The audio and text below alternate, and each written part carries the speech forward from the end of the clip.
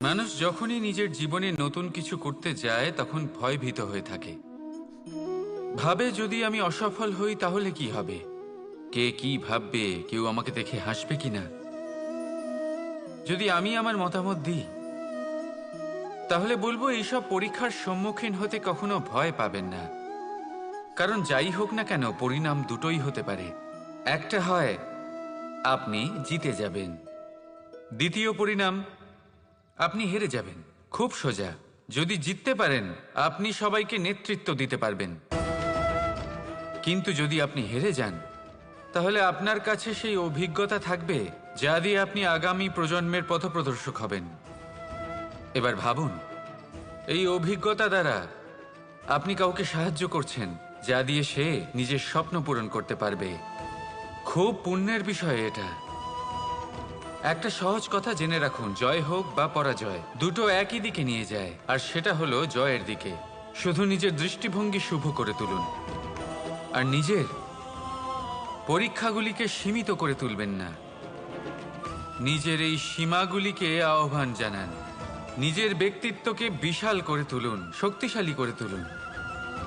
আর আমার সাথে ভালোবেসে বলুন, রাধা রাধা। আপনি কখনো আতর মেখেছেন?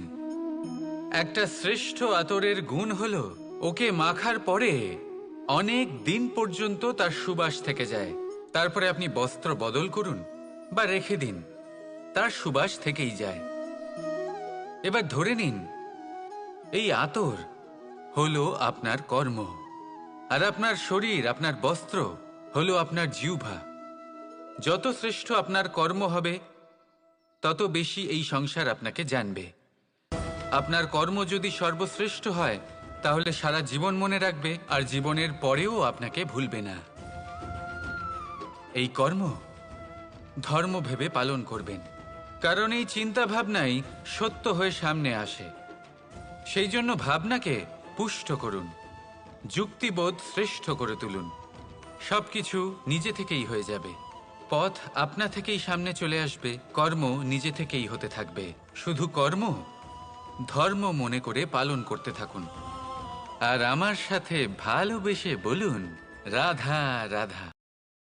এই জীবন, এই জীবন দেখতে গেলে কিন্তু খুবই কঠিন। এই জীবন কি করি হে নারায়ণ, এটাকে একটু সহজ কি করে করে তোলা যায়, এই প্রশ্নই তো আসছে মনে। এর উত্তর স্বয়ং সেই মানুষের মধ্যেই লুকিয়ে, তার সিদ্ধান্তে, তার নির্বাচনের মধ্যে লুকিয়ে। এবার জীবনের যে কঠিন সময়গুলো থাকে সেগুলো সেই প্রসঙ্গের মতোই হয়। যেমন ধরুন, আপনি হাঁটছেন হাঁটছেন আর হঠাৎ করে পায়ে কাঁটা ফুটে গেল। এবার আপনি কি করবেন? এমনও ব্যক্তি আছেন যারা সেই কষ্টের কারণে, সেই কষ্ট পাওয়ার ভয় পিছিয়ে আসেন। এমনও কিছু ব্যক্তি থাকেন যারা সেই আঘাতে নিরাময় করার জন্য সময় নষ্ট করবেন, কতটা জানি না। এমনও কিছু ব্যক্তি থাকতে পারেন যিনি হয়তো সেই কাঁটাকে তুলে নিয়ে তার ব্যবহার গজালের মতো করবেন, তাকে দেওয়ালে পুঁতে একটা সুন্দর ছবি লাগাবেন যাতে সেই দেওয়াল আরো সুন্দর দেখতে মনে হয়। এটাই জীবনের সাথেও হতে পারে। এবার দেখুন, জীবন হলো কঠিন নাকি অত্যন্ত কঠিন সেটা গুরুত্বপূর্ণ নয়, সেটাকে সরল করার জন্য আপনি কি করছেন সেটা গুরুত্বপূর্ণ। জেনে রাখুন, আমরা সবাই মরণশীল, আমাদের সবার মৃত্যু হবে, প্রত্যেককেই এক না একদিন অবশ্যই মরতে হবে। এবার যখন সেটা হতেই চলেছে তাহলে ভয় কেন পাবো, চিন্তা কেন করব? দুশ্চিন্তা করলে কি এর সমাধান হয়ে যাবে? কখনোই নয়। যা প্রারব্ধ তা হবেই। তাই জীবন এই কিছুক্ষণ আপনাকে বাঁচার জন্য দিয়েছে, তা বাঁচতে শুরু করে দিন। জীবনে যা পরিস্থিতি আসুক তা ধন্যাত্মক দৃষ্টিভঙ্গি দিয়ে দেখা শুরু করুন। এটা যদি আপনি শিখে নিতে পারেন তাহলে আপনার এই জীবন সুখ ও প্রসন্নতা দ্বারা ভরে উঠবে। আর এই প্রসন্নতাই আপনি বলবেন, রাধা রাধা। বৃষ্টির জল যখন মেঘের দ্বারা টিপ টিপ করে ঝরে পড়ে তখন কি ভালো লাগে, তাই না? শুধু যে এই আবহাওয়া ভালো করে তুলে তাই নয়, এই মাটিতে সমাহিত হয়ে একটা অত্যন্ত সুন্দর গন্ধ উৎপন্ন করে।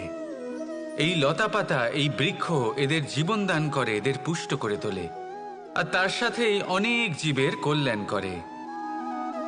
কিন্তু ভাবুন, যখন বজ্রপাত হয় তখন কি হয়? এই সমস্ত জলের ফোঁটা অনিয়ন্ত্রিত হয়ে যায়, একটা ভয়ানক বন্যার রূপ নিয়ে নেয়, যা শুধুমাত্র মহাবিনাশ করে। এর সারমর্ম কি? এর সারমর্ম হলো কর্ম করুন, কিন্তু তার নিয়ন্ত্রণ রেখে। যদি আপনি নিয়ন্ত্রণে না থাকেন, তাহলে আপনিও জীবনরূপী এই বর্ষার পরিবর্তে ভয়ানক বন্যার রূপ ধারণ করবেন।